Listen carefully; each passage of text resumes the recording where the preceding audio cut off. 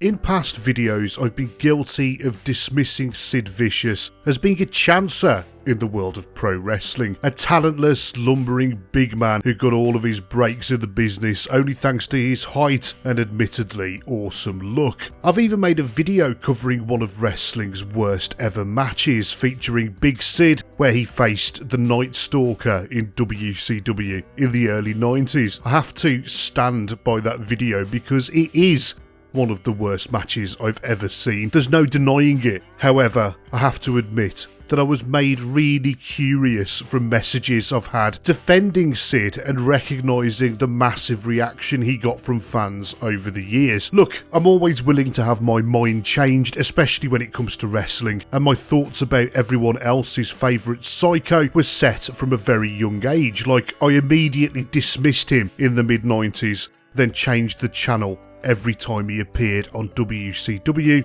Apart from that time he broke his leg. That gif of him literally snapping his leg in half went around our school about 100 times, so I couldn't miss it. I was watching the 1997 Royal Rumble recently, and instead of switching off after Austin won the Royal Rumble match, I left it on. The main event was between Sid and Shawn Michaels. It was a match that I couldn't remember seeing, and I'm always a huge fan of HBK, so I thought, why not? Let's give it a watch. It was Sid who unexpectedly caught my attention as he made his way down to the ring as WWE champion. He had an undeniable presence and he looked like a real superstar. As Sid stood toe to toe with HBK, I couldn't help but be in awe of him. I saw for the very first time what other fans see in him. I had to admit to myself that Sycho Sid was awesome, at least in presence. To be honest, work rate has become less of an important factor in my enjoyment of wrestling as the years have gone on. As a smarky teenager, I was here for Ring of Honor DVDs mailed to me in bulk and skipping straight to Kurt Angle versus Chris Benoit on any card that they were wrestling on. But with age, I've come to appreciate the entertainment that only a lumbering big man can bring.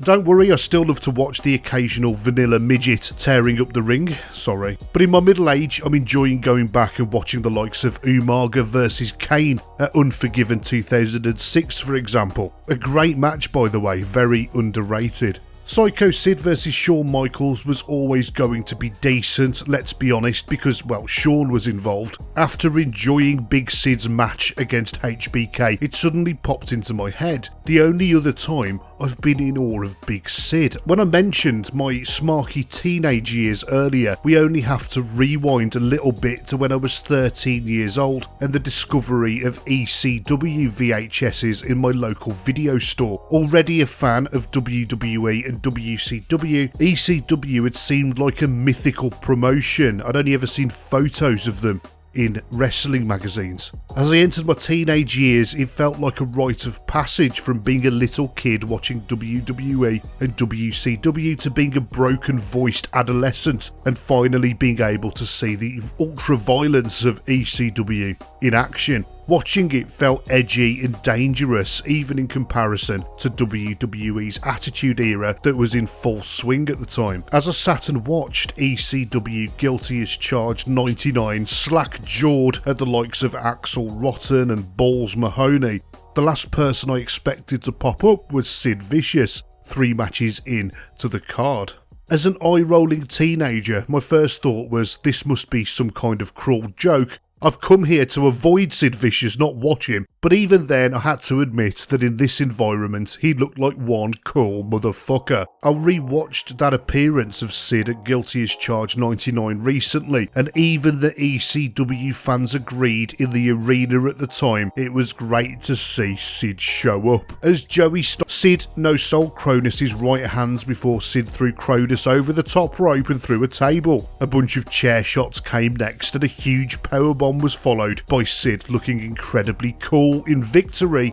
It's crazy that this moment alone didn't turn me into a Sid fan when I watched it as a teenager, but to be fair, I was really looking forward to watching RVD versus Lance Storm, which was a couple of matches later. Due to ECW's impending financial problems, Sid didn't spend too long in ECW, but I did enjoy watching the few squash matches that he participated in. Sid teamed up with Spike Dudley to take on the Dudley Boys at Living Dangerously, in which he went full Sycho, destroying the brothers, including his own tag team partner Spike after the match. Sid always had a really believable look in his eyes as well, like he wasn't fully working you and he could really have a screw loose. I like my wrestlers with a bit of real life edge to them, whether it's Brock Lesnar being a legitimate badass, or in this case, Sid Vicious almost murdering Arn Anderson with a pair of scissors in a hotel room in the early 90s. I've made a video on that altercation, so I won't go into too much detail here, but after researching that story,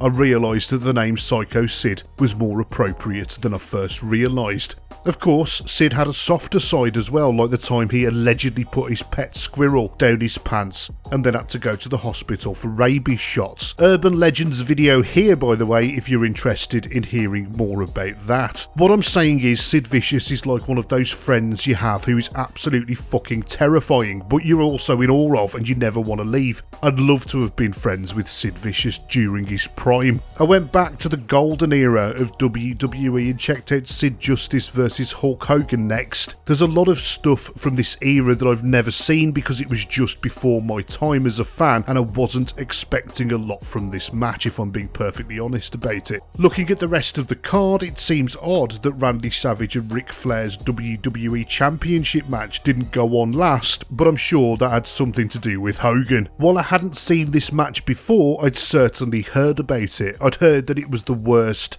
WrestleMania main event of all time. Well, yes, it was really bad. The match absolutely sucked in terms of work rate and the finish was screwy, which nobody wants from their WrestleMania main event, but I personally was less than an hour into my odyssey of rediscovery for Sid and I was absolutely sold on him. So, where next in my voyage of rediscovery for Big Sid? 1999 WCW perhaps? Well, maybe I'll save that treat for another day.